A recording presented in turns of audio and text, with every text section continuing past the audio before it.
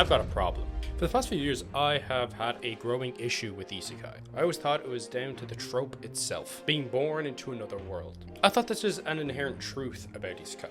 Because of this limitation, most of them are destined to become bland and unoriginal. Following the same formula, the same tropes, and the same plot beats does not make for a very original or creative narrative. Now, I understand that these tropes apply to a lot of other stories that aren't Isekai. However, Isekai is a very popular way to tell a story, and because of that, it has a wide population of boring, repetitive, and uncreative stories. And because of that, even if an Isekai is unique and doesn't follow the same tropes, it's going to get tied in with the rest. And the audience, me personally, probably aren't going to give that a light of day because I've been burned too many times by Isekai. The tag Isekai represents a broader problem within the anime industry, and that's greenlighting these projects that are just not even worth watching. So I've established that there is gems within Isekai. There just is. It's an objective truth. But is it really worth the time and effort to find them? Initially, and even part of me now, doesn't think so. But I have had an example recently that's making me start to think in a different direction. And the show in question is Grimgar.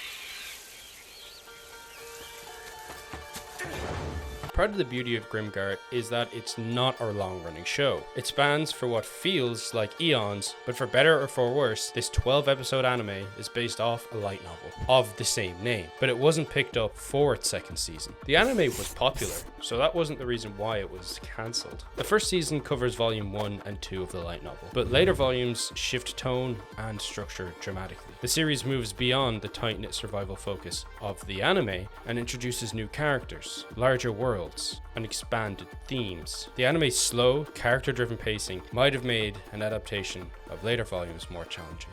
This probably would have resulted in a higher budget being needed to work on the second season, not just to one-up the first season, but the fact that more happens. After volumes 1 and 2, things start to kick off a bit. Extra animation is going to be needed for scenes where there is far more movement than there was previously. Season 1 is quite a laid-back season. There isn't too much combat compared to later in the narrative, and is more character and relationship driven, which isn't a very hard animation style to replicate. This would have resulted in more budget and animators. Thus, my theory as to why the show wasn't picked up. So, if the first season isn't incredibly animation driven in an animated medium, then what's the point in watching it? Well, the beauty of Grimgar is the style of character driven storytelling that is often vacant or lacking in other isekai. Unlike many isekai, where the main character is either already OP or is on his way to becoming OP, Grimgar presents its cast as inexperienced, vulnerable, and just completely out of their depth. These fights aren't heroic or cool. They're desperate. The first episode alone showcases this fact. They're barely surviving a fight against a single goblin, struggling with fear, exhaustion, and lacking coordination. Ranta is the one who is forced to act. He's the one who has to take the burden on of killing this objectively defenseless creature. The goblin isn't just any run-of-the-mill NPC, someone who you can kill and forget about immediately. It's just a creature, and it's just desperately trying to survive because it wants to live, and only fighting because it's 100% necessary to its survival. It wasn't inherently bothering anyone. All it was doing was going down to the river to get some water. So far of Ranta, we've seen that he's a loudmouth and energetic person, but he's forced to soak up the reality of what he has just done, and the reality of Grimgar itself. This is a burden that we can see shapes the character moving forward, serving to isolate him from the group as a whole. Ranta acts in this moment as a buffer to the rest of the group, and his experience is the most potent. Each character must grow in both their compatibility and as individuals. Haru starts off as a hesitant thief, someone who doesn't really want to impact the group at all, who has zero leadership qualities and zero intention of gaining any, but he is forced into that role after Maneto's death. The show doesn't give him an easy transformation or some cheap time lapse. His growth is gradual and filled with self-doubt and conflict with the group, and he grapples with filling Maneto's shoes. Instead of driving the plot towards external events and massive amounts of world building, Grimgar stays grounded. It progresses and moves forward through the relationships between the characters. The groups start off as strangers, but gradually over time develop dynamics and become a close-knit family through the hardships they face together. The main examples of this would be Haru and Ranta, for example. They are the antithesis of clashing character personalities. Their clashing personality types lead to natural tension, like they do in any show. Ichigo and Uryu, for example. However, those characters have their issues and then they move on from said issue without addressing it really, just putting up with each other. Haru actually goes out of his way to try to understand how Ranta feels and why he acts the way he does. He doesn't try to change Ranta, he's coming from a place of pure understanding. The two girls, one shy, one outgoing, is just the classic matchup. However, a theme of there being only two girls and four men leads to isolation within the group. Another conflict that is resolved between Yumi and Haru through dialogue and understanding, through human interaction. Maneto's death is a turning point for the narrative. Rather than being a shocking twist for stakes and drama, his loss deeply affects the group, forcing them to confront their grief, responsibility, and their own weakness. His death doesn't just make the stakes feel real, it shapes how the characters interact and evolve. They feel responsible for his death, and that's because they are responsible for it. They let him do too much. They over-relied on him when they should have been helping him and tried to fill each other's shortcomings and openly discuss and respect each other's needs as a party, as people. The silver lining to his death is that it makes the greater cast realize this and actively change their actions, becoming more attentive to one another and far more understanding to each other's needs and responsibilities within the group. No longer do they feel like a herd of sheep following their shepherd, but instead a well-oiled machine, with each person serving a necessary yet flexible purpose. Mary's introduction as the new healer brings another layer of character development. She initially remains distant due to her own past trauma, a tragedy very similar in themes to Maneto's own. But instead, while Maneto overextended himself and personally paid the price, the reverse is true of Mary. With her eagerness to keep her original party safe, she overextended herself, in doing so becoming powerless to save the party,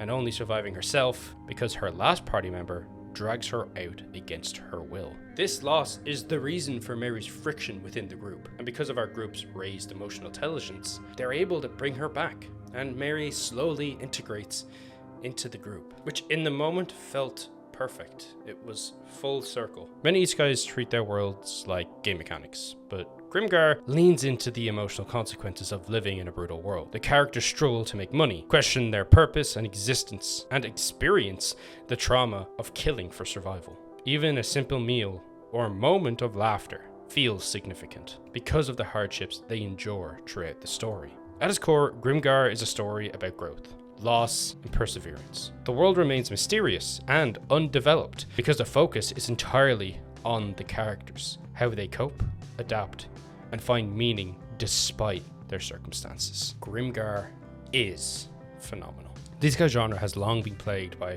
overused tropes, bland protagonists, harem setups, excessive fan service, and power fantasies that strip away the stakes and emotional depth of its world. However, there are shining examples like Grimgar and Senshu within the genre that prove that it has potential to tell a compelling and meaningful story. These instances represent gold in a river, a reminder that Isekai isn't inherently valueless. It's rather hard to discover, but when one knows how to, it has the potential to deliver amazing stories with incredible unique themes and character-driven narratives that can be creative and immersive.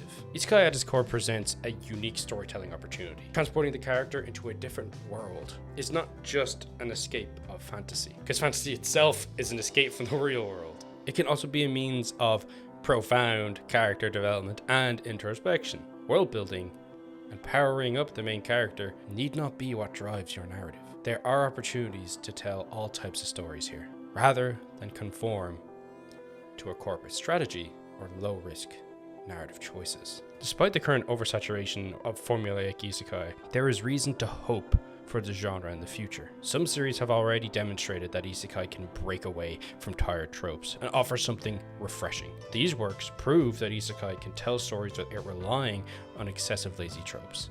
As audiences continue to demand richer narratives, more creators may push the boundary of what isekais can be. That being said, not every isekai needs to be deep or complex. The genre is broad enough to accommodate both lighthearted escapism stories and serious storytelling. However, there is untapped potential within isekai that deserves more exploration. The genre has the opportunity to evolve into something more meaningful. If the future of isekai embraces that potential, they can transcend their current reputation and become a powerful medium for storytelling, rather than just another passing trend.